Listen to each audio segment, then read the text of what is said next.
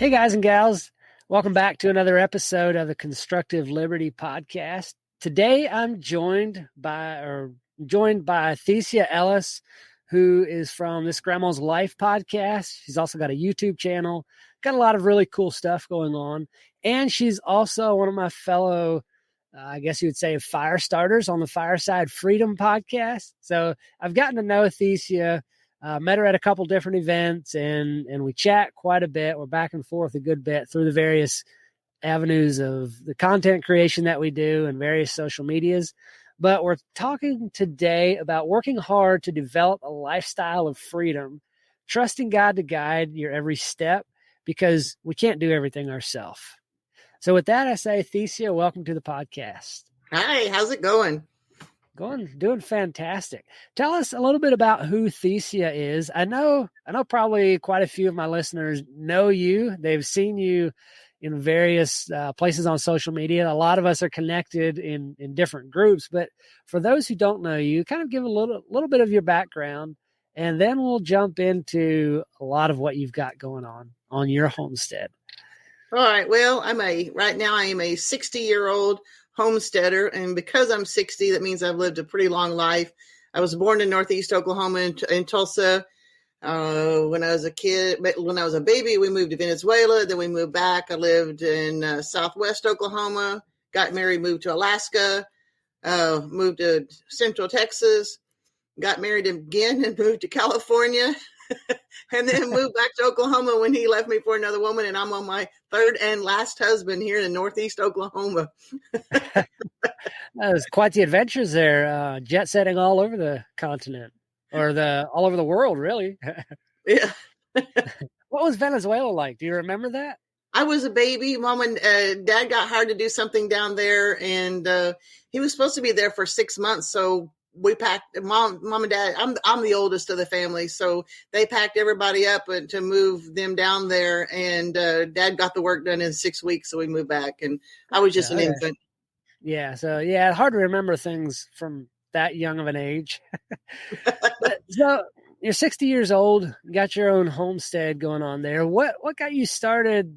A little bit later in life on the homesteading path. Because of some of the issues that I've had over the years in my life, I live in a state where they don't have to give you a reason to fire you. And most of the time I was a single mom raising boys. And if there was something that they needed, and there was a couple of times I lost my job. I deserved it, but there was a couple of times I did not. And when you're a single mom, that's very, very disconcerting. And so that kind of morphed over the years as I don't want to work for anybody else. I don't want anybody to have that kind of power over me. And when Tom's father died, we inherited some land, and I wanted to focus on it. My husband has come down, I guess it's been 10 years or more now, with severe depression that actually kind of every once in a while morphs into bipolar.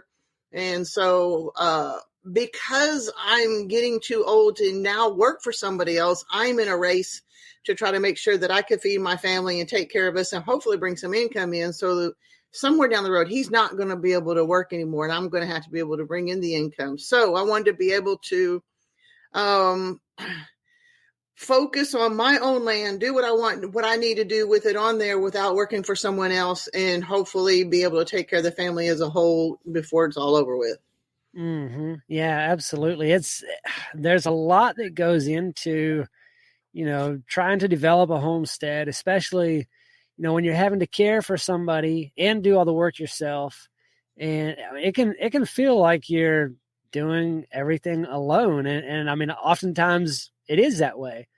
Do you have, I think you said you don't currently have an outside job. Is that right? No, I do not. I'm the busiest unemployed person I know. Yeah, it's so often that way. You quit your 9-to-5 job so you can work 24/7 for yourself. Yep. Have you been able to develop streams of income from your homestead? Streams, no. Trickle, yeah. An occasional drop, yeah, I do, because occasionally I had some turkeys that I'm not going to be able to use on my own property. So I actually sold 2 or 3 turkeys here recently. And when my birds are laying, I sell eggs. let me think. Every once in a while, I'll sell a chicken that I raise and stuff. And every once in a great while, I'll sell a candle. But not really. I'm not, because with my YouTube channel, I'm not earning any income off of that. But at the same time, I really do feel like I'm at the precipice of being able to earn the income. I'm feeling it, feeling like it is going to happen pretty soon. Yeah. Yeah. Do you want to talk about that a little bit? Like what's going on there that you do have going that you feel like could turn into some income streams?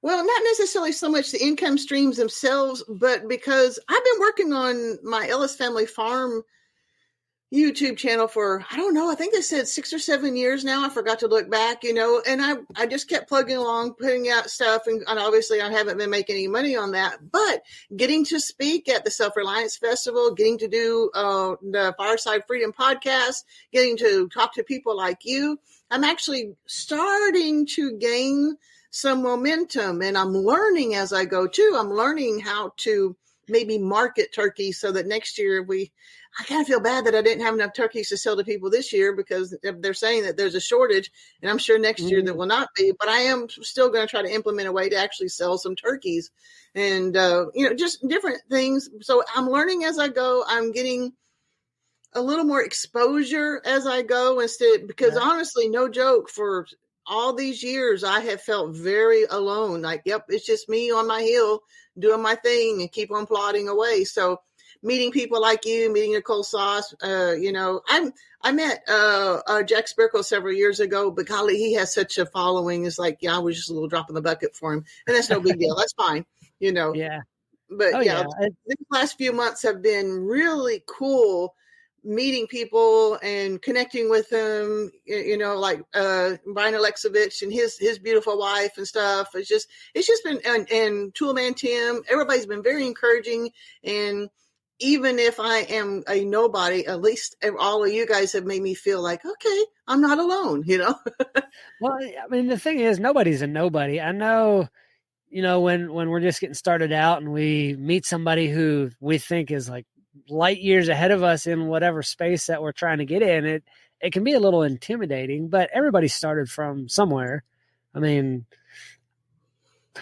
I feel like I'm a nobody. So, I mean, it's everybody has to start from somewhere. And so, we've all got our own little niche, and when you start out in something new, you won't have a following. You're an unknown for sure, but there's absolutely nothing wrong with that. So I know too, when you do homesteading, when you're trying to get going in different things, the homesteading, the content, YouTube channel, podcast, we can get overwhelmed with things. What keeps you going when you just don't feel like it? Like when the motivation just isn't there? How do you keep moving forward? Part of it is the almost fear of the race in time, to be able to get us up and running and literally running before Tom can no longer do it. And then also, we got my 16-year-old granddaughter, we got custody of her when she was 11, and she had, I didn't know it, but she had a really rough time where she was before. So she needed somebody strong in her life. And by golly, I was going to be the strong one in her life. And so regardless of what I felt like or didn't feel like or anything like that, I wanted to be the example. I'm getting up every morning. I'm going to take care of this. I'm going to take care of you. I'm going to take care of all of it. And I believe it's helped her. She's blossomed a lot. Of course, she's a teenager, so she can be a challenge sometimes too. But yeah, and I didn't do it by myself. When I first got custody of Kinsey, she really was a mess. And the ladies at my church, they knew I was panicking, going, I don't know how to take care of it. So these ladies gave me tangible advice. They gave me prayer. I mean, they prayed for me and stuff. And so Kinsey went from being a real mess to, like, just a year or so later became the salutatorian of her class in school. Wow. And so I can't take credit for that. I really do believe that the prayers of those ladies and the tangible help of those ladies, had a whole lot to do with that. And so, yes, I am the strong person in the family. Tom can't function. Tom can't even make a decision on what he wants for dinner. I'm the one that's going to take care of it. Kinsey needed somebody strong in her life. I'm going to be the strong one in the life. And it didn't make any difference how I felt about it. That's just the way it's going to be. Mm-hmm. I'm sure over the last few years, going through a lot of everything that you did and trying to build, what you're building there on your homestead, you've had a lot of lessons to learn. What are some of the lessons that you've had to learn over the past few years, and how? Talk about that a little bit.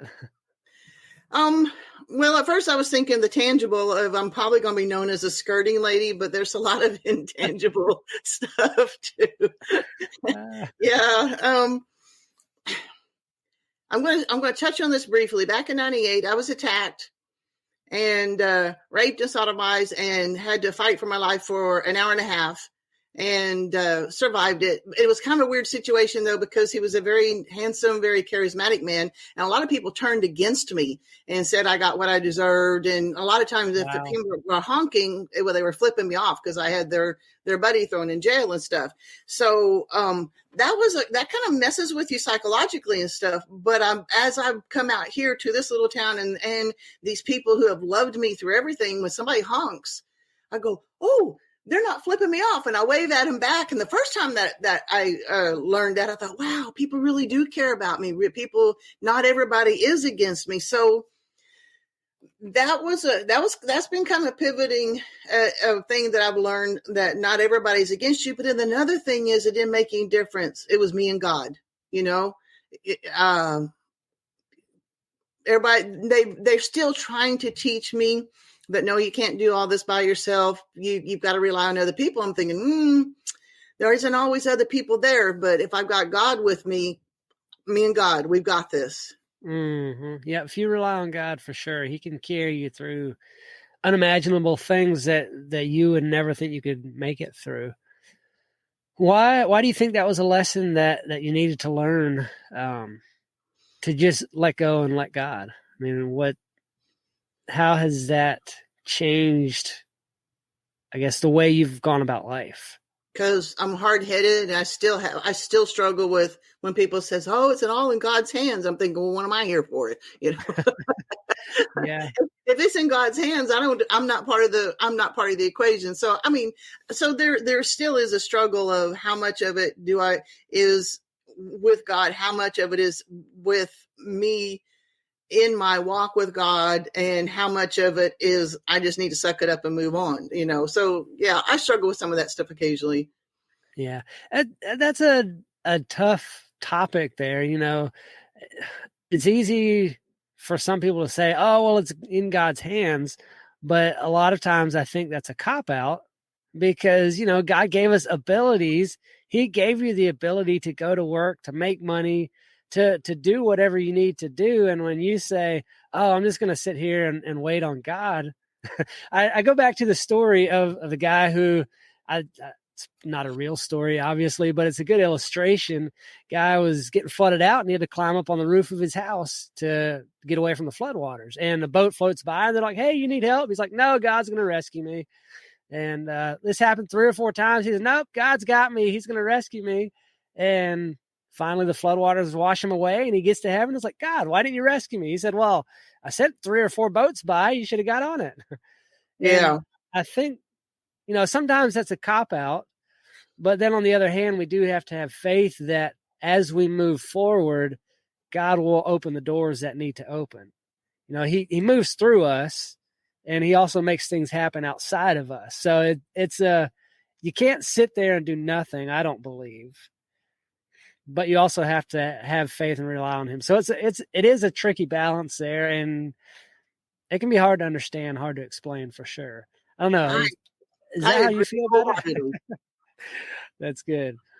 So talk about some times that as a homesteader specifically, you've gotten discouraged and how you've been able to push through that discouragement and I guess, accomplish the thing that you set out to accomplish, rather than, it's easy to get discouraged and throw the hammer down or quit and walk away from it. How did you overcome that and just actually push through to do the thing that needed doing? How did you know I sometimes throw things? Well, I do that, so I just assumed other people do. I do get this. I get less discouraged as time goes on, even with some of the bad things that happen, like when my Idaho pasture pig, my boar passed this last summer. It kind of broke my heart, Yeah. but because he was a major part of my breeding trio. So that was a little discouraging. I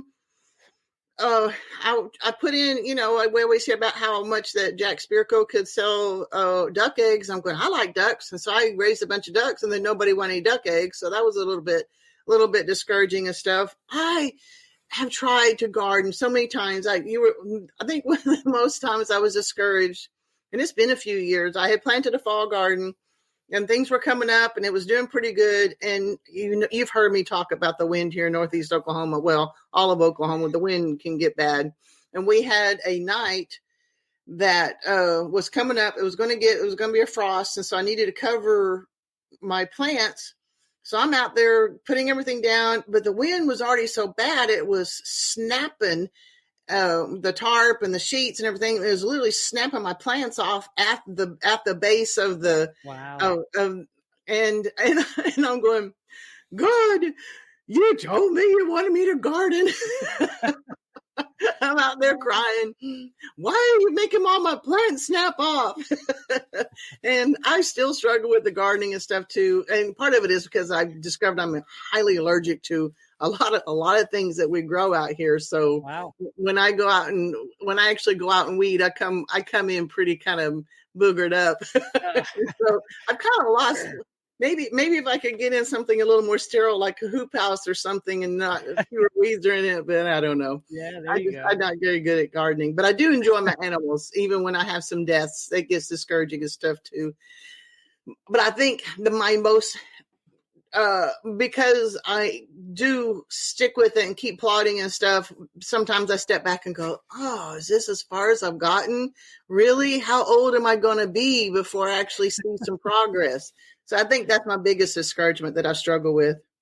Yeah. Is that still like dealing with the discouragement you've dealt with over the past few years, especially like some of the deaths and things like that?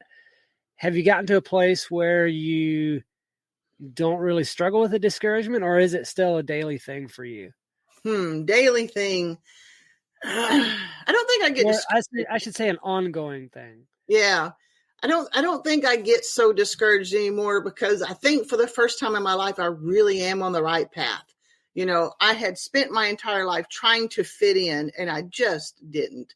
I didn't fit into, I've been a waitress. I've probably done about every job under the sun to put food on the table and stuff. And I just didn't fit in with any of them. I'm a hard worker, but I'm not a very good employee for some reason. I don't know. And knowing now that I'm actually truly living the life that I'm supposed to be living, I actually have more satisfaction. So even when I have setbacks, it's like, okay, that's another setback, but I'll figure it out, Mm-hmm. But I think that comes with age too, and just not giving up along the way. Yeah. Well, I think it comes with, like you said, living the life you enjoy living, but kind of even more than that is having a mission.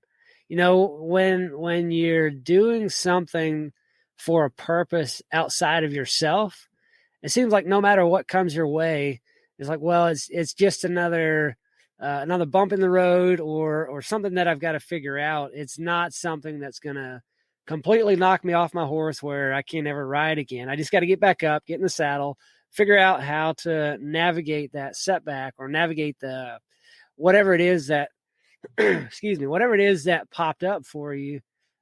When you have that higher purpose, it's not so hard to get around that. Have you found that to be true? Or I believe so. I also have to, there is a fear in the background because I'm not as young as I used to be, how much longer am I going to be able to hoist the feed bags, and how much longer am I going to be able to wrestle with pigs and big dogs and stuff?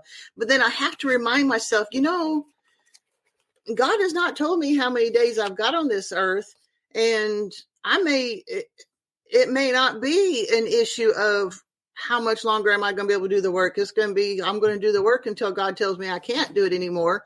So I try, and even and people younger than me who are less physical and strong and have that ability, so I just have to remind myself I've got today, and I can only do what I can do today. Yeah. That's all you can do. I mean, we're not promised tomorrow, so just push through, do what you know to do, and move on. Those are good words. So what all do you have going on there along with your homestead? You mentioned a YouTube channel. You got quite a few things going on. Am I understanding that right? No, and I think maybe every once in a while I think I've bit off more than I can chew, but it's okay. I'll just keep going. I do have the YouTube channel. My main one is Ellis Family Farms, and I literally I think I've got one or two more videos. I'm way behind on editing and getting them out because I've got so many irons in the fire right now. But it is going to be changed to Grandma's Homestead, because it is me. When I first started Ellis Family Farms, Tom was a beekeeper. We have the vineyard and all kinds of other stuff. And I thought, oh yeah, family farm. We are a family and we're going to be farming. And then I found out that I was one family member that would have cared. So my YouTube channel is going to be changing very shortly to Grandma's Homestead. And then, I do have the other ones, Farm Animal Life. It's nothing. I stick a camera in the brooder or something like that and just let the animals do their things and doing that. And then I just recently started doing the podcast, This Grandma's Life. And how do you keep from getting so overwhelmed from all the things? I don't. Because if you think about it, and I'm trying to remodel this bathroom. Oh my gosh. I'm trying to be a grandma and a wife and go to basketball practice or softball games and then make sure dinner's fixed. And so, I think I've been working on this bathroom a month, and I watch all these other people who can build a house and do things in just a few weeks. I'm going, I haven't even got my shower torn out yet. Don't feel bad. Don't feel bad at all. I'm a carpenter. I build things by trade, and my house has been standing there for a year and a half and still not finished. So don't feel bad at all. Yeah. And that's what's really stupid too, is and we're living in a $2,500 mobile home. Okay. It's bad. I'm on subflooring throughout most of the house, because it sat for several years uninhabited. There's like rodent holes everywhere. That's part of the reason I wanted to redo this bathroom, because between water damage and rodent holes, you could sit on the toilet in the wintertime and you can just feel the breeze blowing through. So, so I'm trying to remodel that. But then, like when we ran into, I was talking to you about that vent pipe. I can't move that wall. I mean, I don't want to. I don't want to put another hole in the roof. Yeah. So I'm learning to work around that. Yeah. So I'm learning, but at the same time, I've decided, okay, at first I was thinking I'll get this mobile home remodeled and looking pretty good and functional, and then I will start learning how to build a house. But I've decided, you know what? I ain't getting any younger. I'm going to finish out the bathroom because I started and I've already bought everything for it. And I've already bought the wood stove for the living room, because we're all, except for my cook stove, we're all electric here.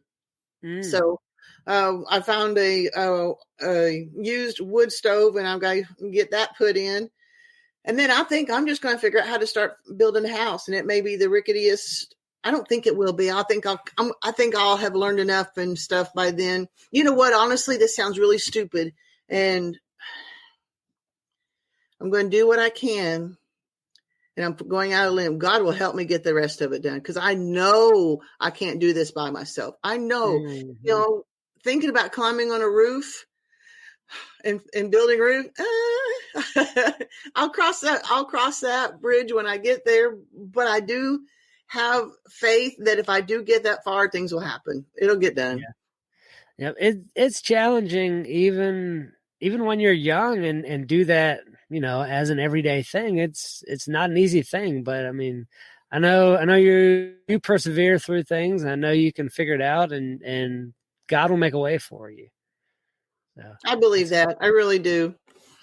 So on your podcast, what are some of the things you talk about? Do you kind of have a premise for the show, or what's your your one big thing for the podcast? Mainly is I've noticed when I'm talking to you guys on other podcasts and stuff, you'll say something. It reminds me of a story. It's like, "Ooh, I got a story I can tell you about that." And it was happening a lot. And I was doing chores a few weeks ago, and you always get all the things in the emails and stuff saying, "Hey, start your own podcast." I'm like, "Nah, no, I don't have anything to say." And then all of a sudden, one morning, no joke, I'm doing chores, and it came to me, "You're going to do a podcast. This is what you're going to talk about. And here's the name of it." I'm going, "Oh, well, okay." So I do. I collect quotes like you do. I've got a whole mess of quotes. So I do a quote, and most of the time it fits with what I'm thinking about. I have a segment where I talk about what's on my mind, what I'm reading, and I read a whole mess of stuff. I read good for me stuff. I read novels, and even in novels, you learn interesting things. And so I read excerpts of some of the books that I'm reading at the time. And then I tell a story or two. And so I don't know. What is that? Entertainment? I don't know. But infotainment, maybe. Yeah, I don't know. Could be. I'm just learning and having a good time with it now. Yeah, there you go. There you go. One thing that I've heard you say quite a bit is to live until you die. And kind of like, where does that come from, and why is that so important to you? Why do you push that so much?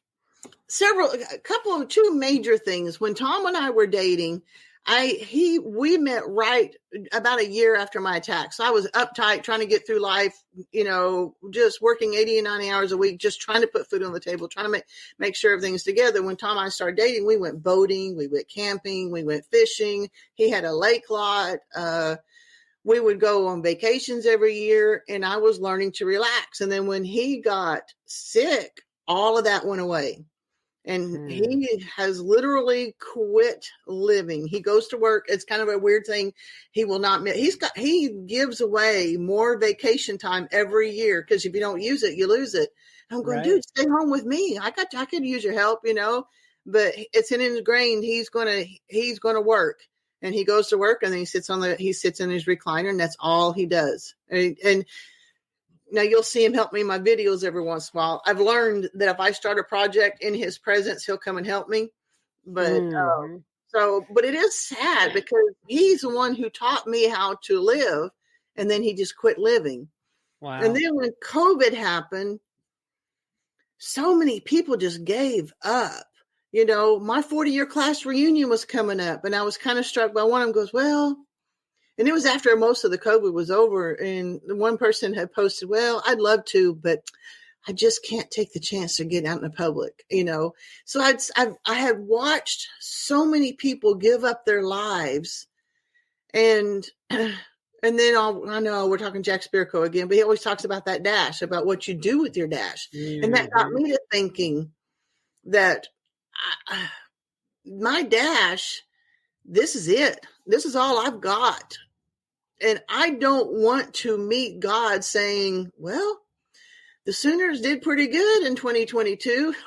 Or they didn't, I still watch my football, and they're not doing that great there. They're struggling this year, but I don't want to know about the television shows that, things are on television. I don't want to know all that stuff. When I meet God, which I know, especially since he created me so hard-headed, I'm going to have a lot of things to atone for. But I do not want to face him and say, I did the best I could, kind of, while I was watching television. So I really want to be able to face God when I die saying, I did my best for you. It was stupid. I really did bad a lot of times, but I did my best for you. Yeah. Wow. That is a great quote to end on. I love that. That's amazing. Where can people find you if they want to connect you and follow along with your journey? Right now, mainly it's Ellis Family Farms, the YouTube channel, and I will let you know when it's moved to the other thing. And then, when I do TikTok, every once in a while I do things on the farm for TikTok, and I think it's under Thecia Ellis. But most of my stuff is I'm either doing a scripture of the day or a quote of the day. I'm still learning how to do effects and stuff. So like my last one I did, see, that's what's really stupid about you go, ooh, I'll go do this. And then you put it out there and all the quotes are right there running across your face. Or I did some to do that. fireworks things was right in my face too. And I don't know how to switch it, but I do. I do TikTok. I do pictures. I don't do very many reels on Instagram yet. I do mainly just pictures. I get beautiful sunsets here. Mm-hmm. I have a cat that's half blind and half deaf that falls asleep in weird places. So I take pictures of him, and I've got 2 beautiful big dogs, and I don't know. I've got a beautiful life out here, so I take pictures of that every once in a while. And so, yeah, it's not going to get a lot of viewers or stuff, but I don't care. It's my life, and I'm taking a picture of it, and I'm sharing it with you. Awesome. I love it. Well, I will definitely drop those links that you gave me to your YouTube channels and all that into the show notes. Thank you so much for joining me today. I enjoyed the conversation. Cool. Appreciate it. Thank you.